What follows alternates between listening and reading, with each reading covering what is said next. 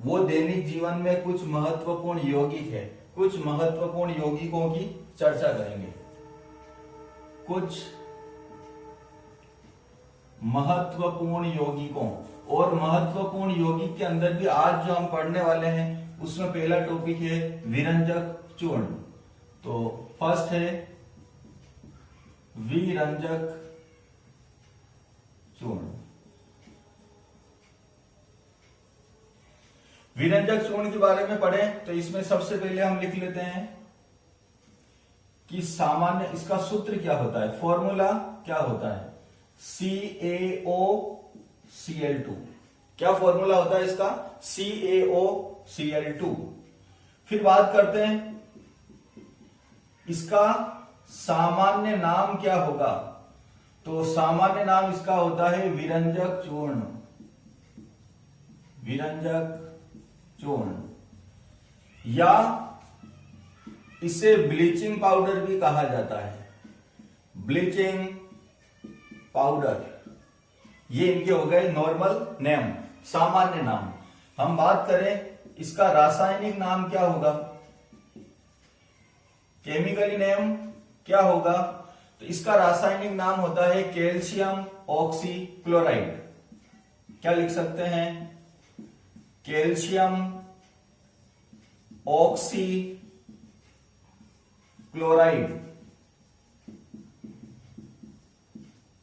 तो इसका रासायनिक नाम हुआ कैल्शियम ऑक्सीक्लोराइड। सूत्र हो गया, सामान्य नाम हो गया, रासायनिक नाम हो गया। अगर इसके स्ट्रक्चर की बात करें, संरचना की बात करें, तो इसकी जो संरचना है Ca, एक ऑक्सीजन ऊपर, Cl और Cl, CaOCl2। विरंजक चूर्ण कह दो, ब्लीचिंग पाउडर कह दो, या कैल्शियम ऑक्सीक्लोराइड कह दो, इसकी संरचना ऐसी होती है। अब हम बात करते हैं बनाने की विधि। तो विरंजक चूर्ण को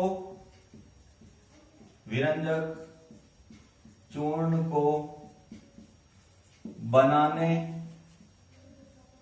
की विधि। विरंजक चूर्ण को किस प्रकार प्राप्त किया जाता है या किस प्रकार बनाया जाता है, तो इसको बनाया जाता है CaOH का होल ट्वाइस। क्या कहते हैं इसको, कैल्शियम हाइड्रोक्साइड। इसको कैल्शियम हाइड्रोक्साइड कहते हैं, या इसे यूं भी कह सकते हैं शुष्क बुझा हुआ चूना है। शुष्क बुझे हुए चूने पर जब हम क्लोरीन गैस प्रवाहित करते हैं, कौन सी गैस, क्लोरीन गैस, तो क्या होगा देखो, CaOH और OH, इसको ऐसा लिख सकते हैं CaOH का होल ट्वाइस। क्लोरीन गैस का मतलब Cl2 को हम Cl और Cl इस रूप में लिख सकते हैं। जब ये आपस में रिएक्शन करते हैं तो ये H और ये OH मिलकर क्या बनेगा विद्यार्थियों, H और OH मिलकर बनता है जल। तो जल बनता है तो लिख दें H2O प्लस, अब पीछे क्या बचा, ये वाला जो Cl है इस ऑक्सीजन से जुड़ जाएगा और ये Cl इस कैल्शियम से जुड़ जाएगा, तो क्या बनेगा Ca, ये Ca, ये O और ये दो Cl, CaOCl2। और इसी को क्या कहा हमने, विरंजक चूर्ण, ब्लीचिंग पाउडर या कैल्शियम ऑक्सीक्लोराइड। तो इसे कैसे प्राप्त किया, जब शुष्क बुझे हुआ चूने या कैल्शियम हाइड्रोक्साइड की अभिक्रिया किससे होती है, क्लोरीन से, तो किसका निर्माण होता है, विरंजक चूर्ण से। ये विरंजक चूर्ण लिखने का ऐसे ही मेरा अलग अंदाज है, ये विरंजक चूर्ण है और ये जल। तो क्या लिख सकते हैं, जब शुष्क बुझा हुआ चूना, बुझा हुआ चूने की अभिक्रिया किससे होती है, क्लोरीन गैस से। क्लोरीन से कराई जाती है तो क्या प्राप्त होता है, विरंजक चूर्ण प्राप्त होता है। तो विरंजक चूर्ण प्राप्त होता है। ये इसे बनाने की विधि हो गई। विरंजक चूर्ण में पहले हमने देखा कि फॉर्मूला क्या होता है, CaOCl2। सामान्य नाम विरंजक चूर्ण या ब्लीचिंग पाउडर। रासायनिक नाम कैल्शियम ऑक्सीक्लोराइड। संरचना Ca, ऊपर एक तरफ ऑक्सीजन है, ये ऑक्सीजन नीचे भी लिख सकते हैं, ये OCl नीचे भी आ सकता है और Cl ऊपर भी जा सकता है। इसे बनाने की विधि की बात करें तो जब शुष्क बुझे हुए चूने पर, ये क्या है, शुष्क बुझा चूना है जिसे हम कैल्शियम हाइड्रोक्साइड भी कहते हैं, कैल्शियम हाइड्रोक्साइड। तो जब शुष्क और बुझा चूना या कैल्शियम हाइड्रोक्साइड की रिएक्शन किससे होती है, क्लोरीन से, तो किसका निर्माण होता है, किसका जन्म होता है, विरंजक चूर्ण का। ये इसे बनाने की विधि। अब हम बात करते हैं कि विरंजक चूर्ण के गुण धर्म क्या होते हैं। तो स्क्रीनशॉट ले लो या साथ में नोट करते रहो। अब हम बात करते हैं विरंजक चूर्ण के गुण धर्म। मैं इसे रफ कर देता हूं।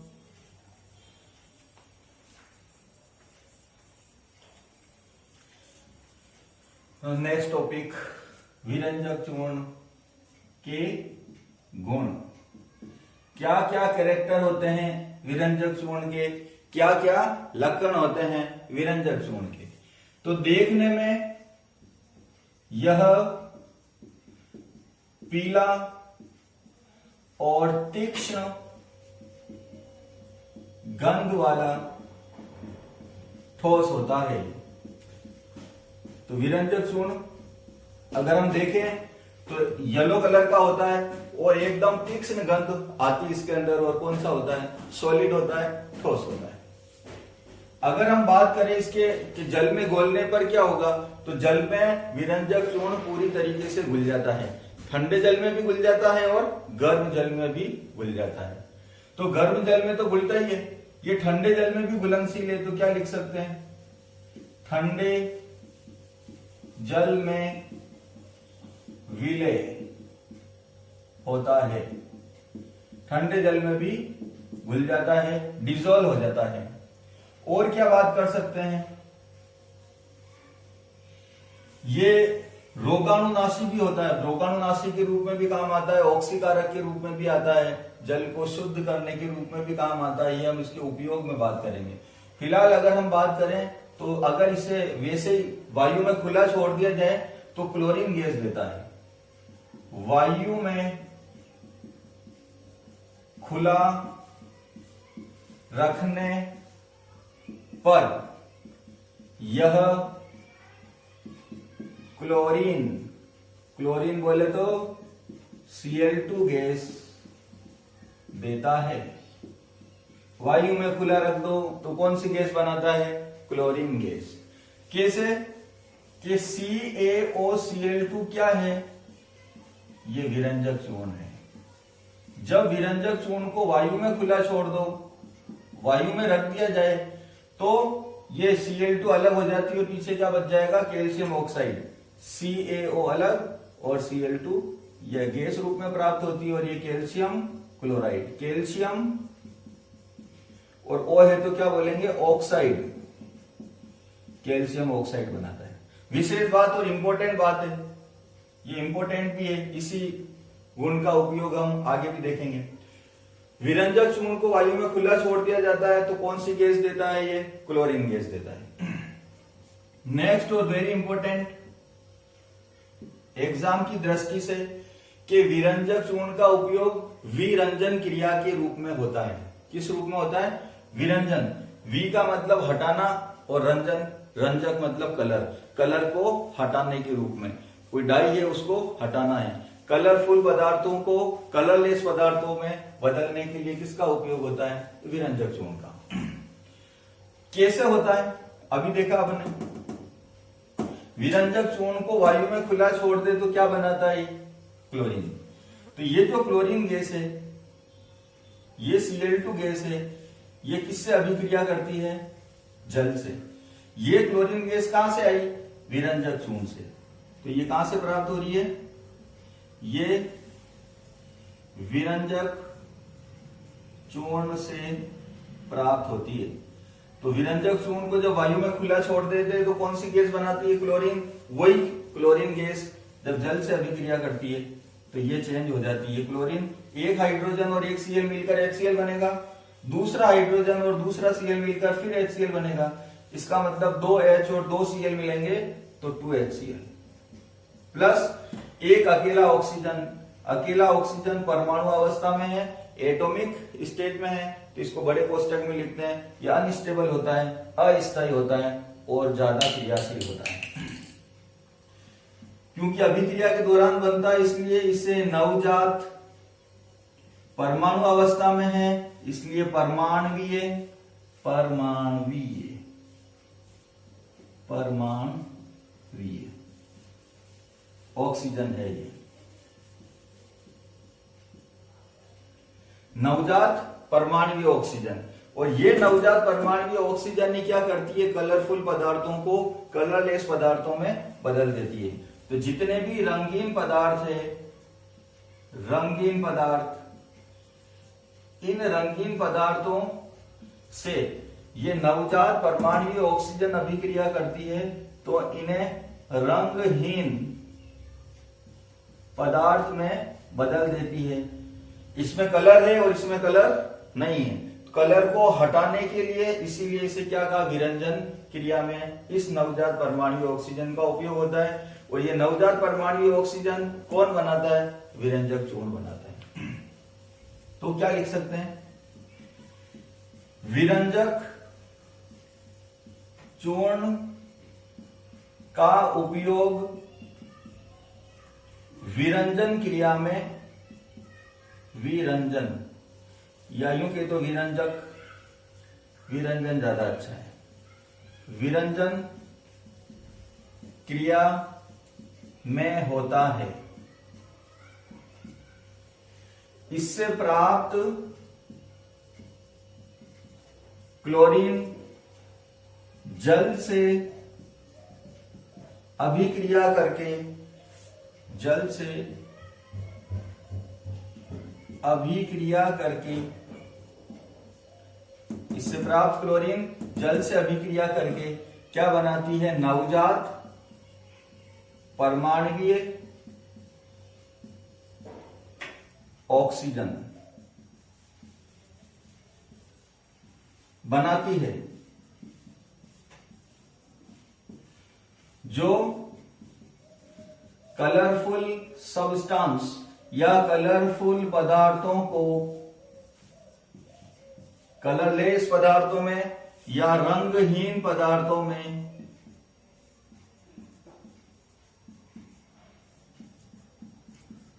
बदल देती है, बदल देता है। अर्थात यह ऑक्सीकारक तथा विरंजन का कार्य करता है। ये बहुत इंपॉर्टेंट बात हो गई। विरंजक चूर्ण की गुण की बात करें तो येलो कलर का तीक्ष्ण गंध वाला ठोस होता है, ठंडे जल में घुल जाता है, मतलब जल में विलयशीलता, घुलनशीलता खतरनाक है इसकी। वायु में खुला रखने पर कौन सी गैस देता है? क्लोरीन। ये क्लोरीन गैस देता है, इसीलिए इसका उपयोग विरंजन क्रिया में होता है। क्लोरीन गैस, ये क्लोरीन गैस किससे अभिक्रिया करती है? जल से। और क्या बनाती है? नवजात परमाणवीय ऑक्सीजन।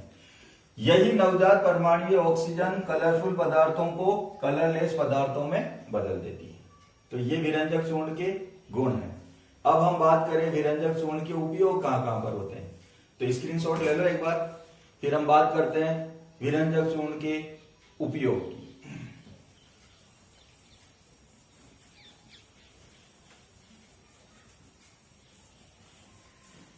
रफ हो जा भाई, रफ हो जा फटाफट। विरंजक चूर्ण के उपयोग: यूज ऑफ ब्लीचिंग पाउडर या use of calcium oxy chloride. तो सबसे इंपॉर्टेंट कारण क्या है इसका उपयोग? कलरफुल पदार्थों को कलरलेस पदार्थों में बदलना, मतलब विरंजन क्रिया में। विरंजक विरंजक के रूप में काम आता है, इसीलिए नाम ही इसका विरंजक चूर्ण है। तो क्या लिख सकते हैं? नंबर फर्स्ट, कागज तथा वस्त्र उद्योगों में विरंजक के रूप में। पहला यूज सबसे अधिक मात्रा में जो उपयोग होता है, कागज उद्योग है, जो हम पेपर पर, रजिस्टर पर लिखते हैं, अखबारों में छपाई होती है, जब ये रद्दी हो जाता है और इनसे वापस नया कागज बनाना होता है, तो इन लिखे हुए इंक को हटाना है, कलर को हटाना है, तो किसका उपयोग होता है? विरंजक चूर्ण का। और ऐसा के ऐसे ही कपड़ों में, वस्त्र उद्योग में होता है। दूसरा उपयोग, जल के शुद्धिकरण में, जल के शुद्धिकरण में, जल को शुद्ध करने में भी विरंजक चूर्ण का उपयोग होता है। तीसरा, ऑक्सीकारक, क्योंकि ऑक्सीजन, नवजात ऑक्सीजन देता है, ऑक्सीकारक तथा रोगाणु नाशक के रूप में। और इसका उपयोग होता है प्रयोगशाला में, लेबोरेटरी के अंदर रिएजेंट के रूप में, प्रयोगशाला में अभिकर्मक के रूप में इस विरंजक चूर्ण का उपयोग होता है।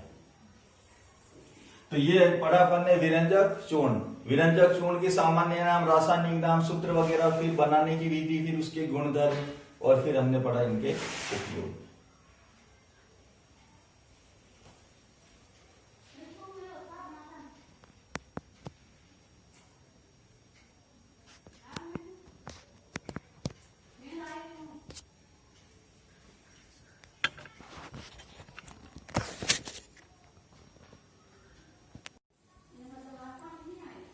तो अब इसके बाद अगला टॉपिक है बेकिंग सोडा।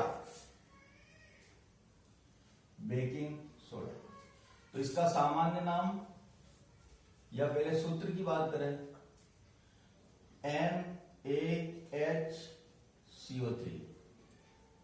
नॉर्मल नेम या सामान्य नाम, तो सामान्य नाम इसका बेकिंग सोडा।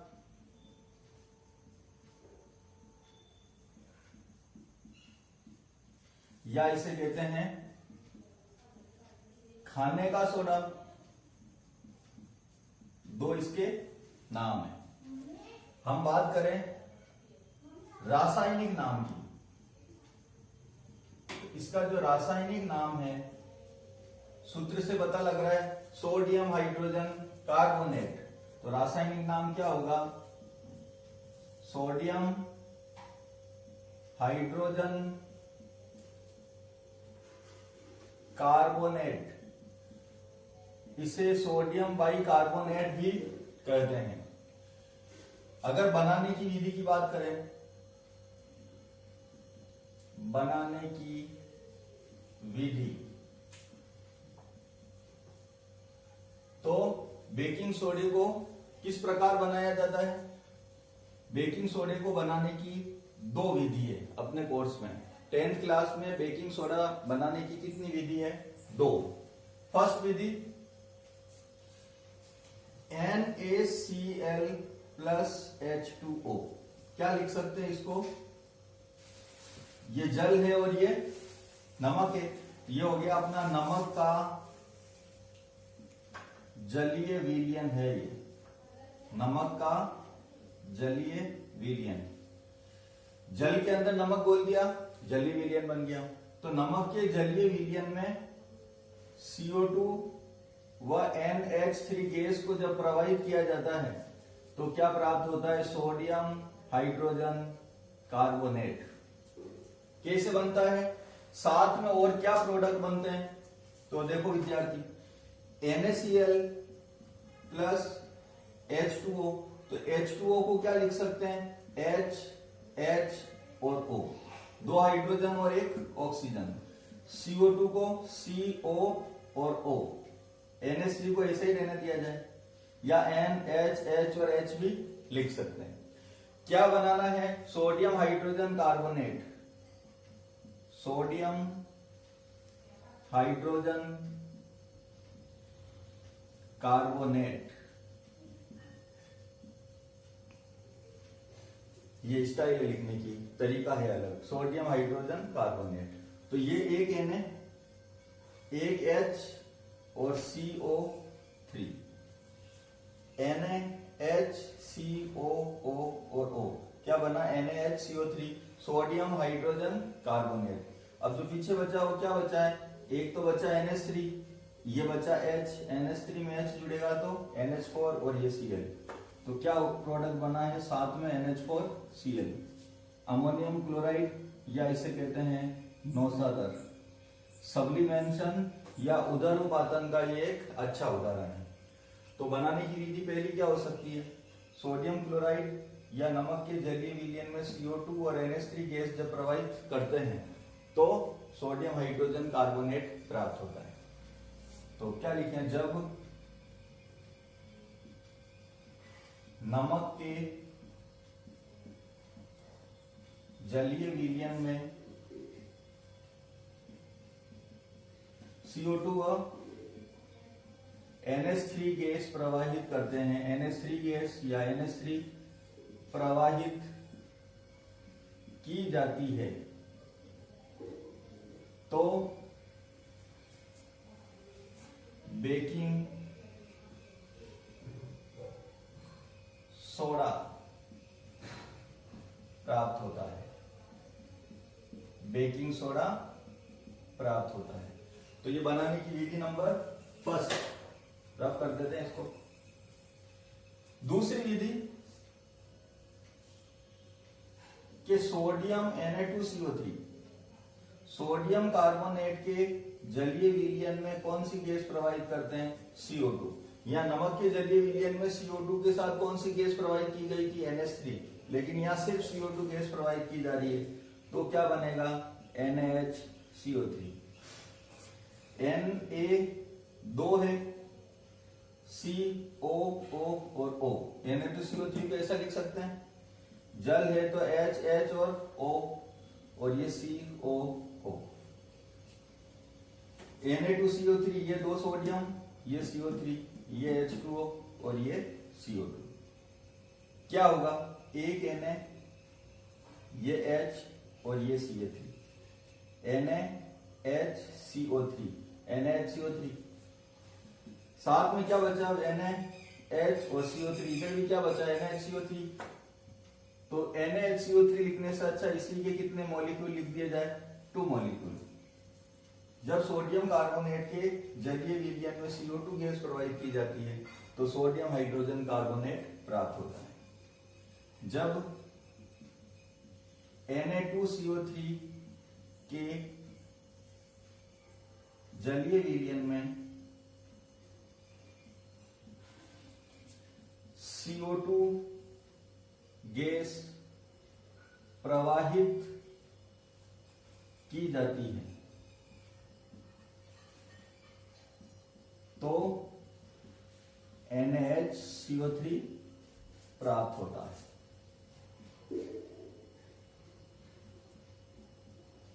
तो ये तो हुई अपने बनाने की विधि। सोडियम हाइड्रोजन कार्बोनेट को बनाने की 2 विधि है। कौन कौन सी थी? जब नमक के जलीय विलयन में CO2 और NH3 गैस प्रवाहित करते हैं तो भी सोडियम हाइड्रोजन कार्बोनेट प्राप्त होता है, और सोडियम कार्बोनेट के जलीय विलयन में अगर CO2 गैस प्रवाहित करें तो भी सोडियम हाइड्रोजन कार्बोनेट प्राप्त होता है। यह हुई अपने बनाने की विधि। अब बात करते हैं इसके गुणधर्म की। स्क्रीनशॉट एक बार ले लो। अब बात करते हैं सोडियम हाइड्रोजन कार्बोनेट के गुण क्या क्या होते हैं। बेकिंग सोडे के गुणधर्म। गुण की अगर बात करें विद्यार्थियों तो पहला गुण होता है यह श्वेत क्रिस्टलीय ठोस होता है।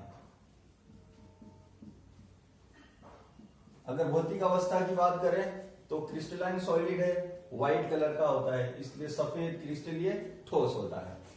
दूसरी बात करें कि अगर इसे जल में घोला जाए तो जल में यह आंशिक विलेय होता है, मतलब जल में इसकी विलेयता थोड़ी कम होती है, विलेय होता है। जल में घुलता तो है ये लेकिन कम मात्रा में। तीसरा, अगर इसको जल में घोल दिया जाए या यूं कहीं इसकी प्रकृति क्या होती है, तो इसकी जलीय विलयन में क्षारीय प्रकृति होती है। प्रकृति या नेचर कैसा होता है, क्षारीय होता है, क्षारीय प्रकृति होती है। ध्यान रहे इसकी जलीय विलयन में प्रकृति क्षारीय है, इसीलिए इसका उपयोग एंटा एसिड के रूप में या प्रति अम्ल के रूप में पेट की अम्लता को दूर करने में किया जाता है। जब आमाशय के अंदर HCl की मात्रा ज्यादा हो जाती है तभी इसी का उपयोग करते हैं, क्योंकि ये कौन सी प्रकृति का है, क्षारीय प्रकृति का है, उदासीनीकरण की घटना संपन्न होती है। एक और क्या गुण होता है, गर्म करते हैं इसको तो गर्म करने पर यह CO2 गैस देता है। अगर आपको याद आ रहा है विद्यार्थी, तो अभी इससे पहले इसको बनाने की जो विधि पड़ी थी, विधि नंबर 2, उसमें देखा था अपन ने सोडियम कार्बोनेट के जलीय विलयन में CO2 गैस प्रोवाइड करते हैं तो सोडियम हाइड्रोजन कार्बोनेट बनता है, और उसी को गर्म करेंगे तो CO2 बन जाएगी। तो उसमें NaHCO3 के दोनों जब इसे गर्म करेंगे तो Na2CO3 का जलीय विलयन और CO2, ये इक्वेशन अभी अभी पढ़ी अपन ने कि बनाने की विधि में सोडियम कार्बोनेट के जलीय विलयन में जब CO2 गैस प्रोवाइड करते हैं तो क्या प्राप्त होता है, सोडियम हाइड्रोजन कार्बोनेट। तो जब इसे गर्म करते हैं तो इसी में वापस टूट जाता है और ये CO2 गैस प्रदान करता है। ये हुए इसके गुणधर्म। अब हम बात करें कि इसके उपयोग कहां कहां होते हैं, दैनिक जीवन में इसके उपयोग कहां कहां पर होते हैं। ये श्वेत क्रिस्टलीय ठोस है, ठीक है, जल में अविलेय होता है, ठीक है, इसकी जो प्रकृति कौन सी होती है, क्षारीय। तो एक तो इसका उपयोग होता है कि प्रकृति क्षारीय है तो आमाशय में या पेट की अम्लता को दूर करने में इसका उपयोग होता है।